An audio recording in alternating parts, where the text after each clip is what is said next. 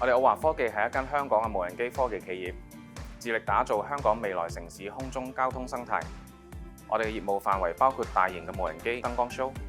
營運下一代載人及載貨電動垂直起降飛行器，亦都係我哋俗稱嘅 eVTOL。我哋嘅角色係確保呢啲新型嘅出行模式唔單止係可行嘅，更加係安全、可靠同埋適應香港嘅獨特嘅環境。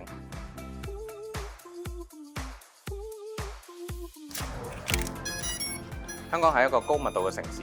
面臨住佢獨特嘅挑戰，譬如話交通擠塞、地形複雜同埋嚴謹嘅安全制度。我哋嘅解決方案正係針對呢啲挑戰。譬如話，我哋喺度推進緊 eVTOL 嘅應用，佢可以飛越地面交通，大幅縮短出行時間。同時，我哋亦都喺度協助建立規則同系統，確保無人機同埋 eVTOL 嘅安全運行。數碼港對於我哋嚟講咧，遠唔止係一個辦公空間，佢哋嘅團隊咧真係關心我哋嘅發展，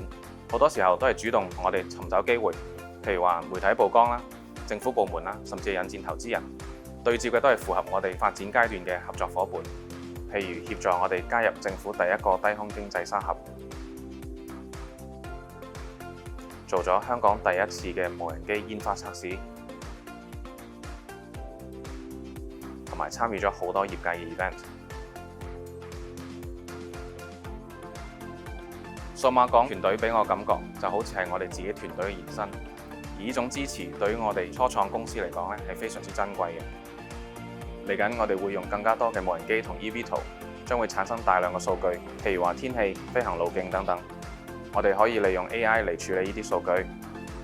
AI 可以幫助我哋規劃最佳嘅路線，預防意外，而且仲可以適應不斷變化嘅環境。